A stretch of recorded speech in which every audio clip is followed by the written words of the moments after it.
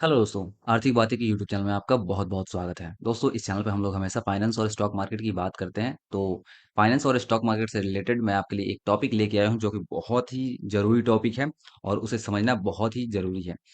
इस वीडियो में हम लोग बात करेंगे इमरजेंसी फंड के बारे में। दोस्तों, इमरजेंसी फंड हर किसी के लिए, इन्वेस्टर हो, ट्रेडर हो या फिर कोई आम फैमिली, उनके लिए क्यों ज़रूरी है, आज हम लोग इस वीडियो में बात करेंगे। इस वीडियो में हम लोग समझेंगे इमरजेंसी फंड क्या है, इसकी क्या ज़रूरत है, कितना इमरजेंसी फंड बनाना चाहिए, पैसा कहाँ रखना चाहिए और कैसे बनाना चाहिए इमरजेंसी फंड वर्सेस इंश्योरेंस देखेंगे, इमरजेंसी फंड कब यूज़ करते हैं, इमरजेंसी फंड के फ़ायदे क्या होते हैं और जो लोग कॉमन मिस्टेक करते हैं, उसको भी हम लोग देखेंगे ताकि आप लोग कॉमन मिस्टेक ना करें। यहाँ इसकी आइडियल स्ट्रेटजी क्या होगी, इसको भी हम लोग देखेंगे, साथ-साथ लास्ट में कंक्लूज़न देखेंगे कि आखिर क्या-क्या करना चाहिए, इन सब के कंक्लूज़न क्या है, ठीक है? तो चलिए दोस्तों वीडियो में हम लोग आगे बढ़ते हैं, उससे पहले आपको बता दूँ कि अगर आपने अभी तक इस चैनल को सब्सक्राइब नहीं किया तो सब्सक्राइब बटन दबा के सब्सक्राइब कर लीजिए। चलिए वीडियो में हम लोग आगे बढ़ते हैं। दोस्तों, इमरजेंसी फंड क्या है? एक पैसा रिजर्व है जो इमरजेंसी में काम है, उसे ही इमरजेंसी फंड कहा जाता है। जैसे कि अगर कार एक्सीडेंट हो जाए, अचानक कार एक्सीडेंट हो जाए, उसके रिपेयर में 50,000 रुपए खर्चा आए, तो अचानक आप पैसा कहाँ से लाएंगे? तो इमरजेंसी फंड में रहेगा तो काम आ जाएगा। या फिर कोई सडन मेडिकल एक्सपेंस 1 लाख रुपए से या 2 लाख रुपए का हो जाए, तो पैसा कहाँ से आएगा? तो तुरंत पैसा उस समय रेडी होगा अगर आपके पास इमरजेंसी फंड रहेगा तो। ठीक है? देखिए, इसकी क्या ज़रूरत है? तो देखिए, लाइफ़ अनप्रेडिक्टेबल है, ठीक है? एग्ज़ाम्पल मैं आपको बताता हूँ, अचानक जॉब लॉस हो गया, ठीक है? मंथली खर्चा 30,000 रुपए है, तो 6 महीने में कम से कम आपके पास 1,80,000 रुपए रहेगा, तब तो इमरजेंसी फंड आपका कवर करेगा। ऐसा तो नहीं है कि जॉब लॉस हो गया, तो आज जॉब लॉस हुआ, कल हमको जॉब मिल जाएगा, ऐसा तो बिल्कुल नहीं है। वो रेयर केस में हो सकता है, जैसे कि अभी ट्रम्प साहब जो कर रहे हैं वर्ल्ड वाइड लेवल पे, वो तो बहुत गलत कर रहे हैं। कितने लोगों की नौकरियां खत्म हो जा रही है, तो जो लोगों की नौकरी खत्म हो रही है अगर उनके पास इमरजेंसी फंड नहीं रहेगा तो कैसे उनका काम चलेगा? ठीक है, बिजनेस स्लो डाउन हो गया, घर का खर्चा कैसे निकलेगा? तो फंड अगर रहेगा तो घर का खर्चा निकल सकता है। अगर फंड आपके पास नहीं रहेगा तो लोन लेना पड़ सकता है, उस पे हेवी इंटरेस्ट लगेगा। क्रेडिट कार्ड का इंटरेस्ट आप लोगों को पता है कितना लगता है, बैंक का भी इंटरेस्ट पता है कितना लगता है, राइट? तो इसलिए इमरजेंसी फंड जरूरी है। रूल क्या कहता है कि 6 मंथ का एक्सपेंस का पैसा अपने पास रखना चाहिए। लेकिन अगर आपका जो जॉब है अनस्टेबल है तो 12 मंथ का रखना चाहिए, यानी 1 साल का पैसा आपके पास रखना चाहिए। जैसे कि एक्सपेंस अगर 40,000 है, मान लिए एक एग्जाम्पल लेके चलते हैं कि 1 महीने का खर्चा 40,000 रुपये है, तो आपके फंड में 2,40,000 रुपये होने चाहिए। ठीक है, 6 मंथ का फंड होना चाहिए। अगर आप सेल्फ एम्प्लॉयड हैं, मान लिया कि घर में 4-5 मेंबर्स हैं, 6 मेंबर्स हैं और घर में कमाने वाला एक ही है, तो वहां पे अप्रोक्स 4.8 लाख के करीब में होना चाहिए। ठीक है, अब वो आपके सैलरी पे डिपेंड करता है या फिर आपके एक्सपेंसेस पे डिपेंड करता है कि आप कितना, आपके महीना का एक्सपेंस है, 10,000 है, 15,000 है, 20,000 है, उसको 6 से मल्टीप्लाई कर दीजिएगा, उस आपका 6 महीने का एक्सपेंस आ जाएगा और 12 से मल्टीप्लाई करेंगे तो आपका 1 साल का एक्सपेंस आ जाएगा, उतना आपको लेके चलना पड़ता है। ठीक है, अब कहाँ रखना चाहिए इमरजेंसी पैसा को? ठीक है, तो आप सेविंग अकाउंट में रख सकते हैं। ठीक है, वहां से 50,000 इंस्टेंटली एटीएम से विड्रॉल हो सकते हैं एज पर योर लिमिट, या फिर बैंक से भी आप जितना चाहे ले सकते हैं। एफडी में अगर रखते हैं तो एफडी में अगर 1 लाख ब्रेक करते हैं तो इमरजेंसी में यूज कर सकते हैं एफडी से। ठीक है, लिक्विड म्यूचुअल फंड में रखते हैं तो 2 लाख विड्रॉल T+1 डे में हो जाएगा। ठीक है, अब कहाँ नहीं रखना है? तो स्टॉक मार्केट में नहीं रखना है, क्रिप्टो मार्केट में नहीं रखना है। यहाँ पे अगर क्रैश होगा तो 30%, 40%, 50%, कभी कभी कुछ ऐसे केसेस आते हैं जहाँ पे क्रिप्टो में 90%, 95% क्रैश हो जाता है, पैसा खत्म हो जाता है।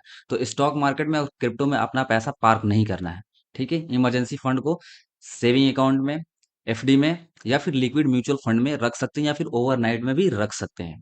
ठीक है, लेकिन स्टॉक मार्केट और क्रिप्टो में नहीं रखना है। कैसे बनाए इमरजेंसी फंड? तो चलिए देखते हैं। हर महीने जो आपकी सैलरी आ रही है, जितनी भी सैलरी आ रही है, उसका 10 से 20% अलग रखो। ठीक है, आपके पास अगर एक अकाउंट है बैंक अकाउंट, तो दूसरा बैंक अकाउंट खुलवा लो, वहां पे 10 से 20% पैसा उस बैंक अकाउंट में ट्रांसफर कर दो। ठीक है, और अपनी यूपीआई जो भी ऐप रखा है उसको उस बैंक से डीलिंग करके रखो, उसमें से पैसा यूज नहीं होगा। जैसे सैलरी अगर 40,000 आ रही है तो 5,000 उस इमरजेंसी बैंक फंड वाले बैंक में डाल दो। ठीक है, वहां पे रहेगा, तो या तो सेविंग अकाउंट में रहेगा या फिर आप किसी, जैसे कि मैंने आपको बताया कि एफडी या लिक्विड म्यूचुअल फंड में डाल सकते हैं। ठीक है, तो उधर ट्रांसफर कर दो, सैलरी आते पहले इमरजेंसी फंड को उधर ट्रांसफर कर दो। ठीक है, 1 साल में आपका 60,000 रुपये रेडी हो जाएगा। ठीक है, धीरे धीरे तब तक करो जब तक 6 से 12 मंथ का एक्सपेंस आपका जमा ना हो जाए। ठीक है, उसके बाद इमरजेंसी फंड वर्सेस इंश्योरेंस देख लेते हैं। तो इंश्योरेंस अगर आप कराते हैं तो इंश्योरेंस में सिर्फ स्पेसिफिक चीज ही कवर होती है। ठीक है। एग्जाम्पल आपको बताता हूँ। हेल्थ इंश्योरेंस में जैसे कि 3 लाख का आपका है तो 3 लाख तो कवर कर देगा, लेकिन कुछ एक्स्ट्रा चार्जेस होंगे जैसे मेडिकेशन एक्स्ट्रा चार्जेस, तो 50,000 वो पैसा कहाँ से आएगा, तो वो इमरजेंसी फंड से आप निकाल सकते हैं। तो इमरजेंसी फंड के साथ साथ इंश्योरेंस भी जरूरी है। ठीक है। और यहाँ पे अगर हम लोग देखते हैं इसका कब यूज करना चाहिए, तो रियल इमरजेंसी जब हो तभी इसका यूज करना चाहिए। जैसे कि जॉब लॉस हो गया, कोई मेडिकल हो गया, ठीक है, मेडिकल कोई प्रॉब्लम हो गई, वहां पे यूज कर सकते हैं। अर्जेंट कार, अर्जेंट मतलब अगर आपका कहीं आना जाना कार से है, आपका काम ही कार से होता है, तो वहां पे यूज कर सकते हैं। हाउस रिपेयर में कर सकते हैं। और कहाँ यूज नहीं करना चाहिए, तो शॉपिंग में। ऐसा नहीं कि मुझे कपड़े खरीदने हैं या आपने फैशन के लिए इमरजेंसी फंड को निकाल दिया, ऐसा नहीं करना है। ठीक है। या फिर घूमने कहीं जाना है तो वहां पे इमरजेंसी फंड को निकाल के मैं घूमने जा रहा हूँ, ऐश कर रहा हूँ, ऐसा बिल्कुल नहीं करना है। ठीक है। जब जॉब चली गई है वहां पे यूज करना है। ठीक है। अगर ऐसा करते हैं तो 6 मंथ तक का आपका, 6 से 12 मंथ तक का आपका खर्चा आपका फंड रिकवर कवर कर लेगा। ठीक है। अगर आपका जॉब लॉस हो जाता है तो एग्जाम्पल, यहाँ पे आप फायदे क्या हैं इसके, ये भी मैं आपको बताता हूँ।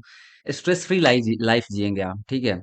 सैलरी डिले अगर हो भी जाती है तो आपके बिल एकदम टाइम पे होते रहेंगे। स्टॉक मार्केट क्रैश में आपको पोर्टफोलियो निकालना नहीं पड़ेगा। ठीक है। लोन डिपेंडेंसी कम हो जाएगी, जैसे कि क्रेडिट कार्ड से अगर लगभग 40% तक का इंटरेस्ट आपका बच जाएगा। ठीक है। 40% इंटरेस्ट कम नहीं होता है इन 1 ईयर। रिस्क टेकिंग एबिलिटी बढ़ जाएगी। अगर आपके पास पैसा होगा तो आप बिजनेस ट्राई करने का भी आपको को कॉन्फिडेंस आएगा। ठीक है। अब कॉमन मिस्टेक लोग क्या करते हैं, सिर्फ 10 से 20 हजार रखना और सोचना कि ये इनफ है। यानी जैसे कि मैंने आपको बताया कि लगभग 2.5 से 5 लाख रुपए के करीब में आपके पास होना चाहिए एज पर योर एक्सपेंस। ठीक है। जरूरी नहीं है कि 2.5 लाख 5 लाख, लेकिन ये सोचना कि नहीं मेरे पास 5 हजार है, 10 हजार है, 20 हजार है, ये इनफ है, ये इनफ नहीं है। जब मेडिकल में कोई प्रॉब्लम होती है, एक बार जब डॉक्टर के पास जाओगे तो 5 हजार 10 हजार कैसे लग जाएंगे पता नहीं चलेगा। राइट। स्टॉक में, क्रिप्टो में रखना बिल्कुल सही नहीं है इमरजेंसी फंड को, क्योंकि कभी भी अनप्रेडिक्टेबल है, कभी भी क्रैश आ सकती है, कभी मार्केट तूफान हो सकता है और गिर सकता है। तो स्टॉक में और क्रिप्टो में रखना जरूरी नहीं है। वहां पे आप म्यूचुअल फंड में रख सकते हैं, लिक्विड म्यूचुअल फंड में, और एफडी में रख सकते हैं या फिर सेविंग अकाउंट में रख सकते हैं। इंश्योरेंस को ही इमरजेंसी फंड समझना ये भी गलती है। जैसे कि आपने कोई हेल्थ ले लिया, हेल्थ इंश्योरेंस या फिर टर्म इंश्योरेंस, आप उसको समझ रहे हैं कि नहीं अब यही मेरा इमरजेंसी फंड है, तो नहीं। वो जब कुछ हो जाएगा तब वो काम आएगा, लेकिन अचानक से कुछ दिक्कत हो गए, जैसे कि आपने अपना इंश्योरेंस करा रखा है, आपके बच्चे को कुछ हो गया, या ठीक है, या फिर आपके घर को कुछ हो गया, तो वहां पे वो इंश्योरेंस तो काम नहीं आएगा ना।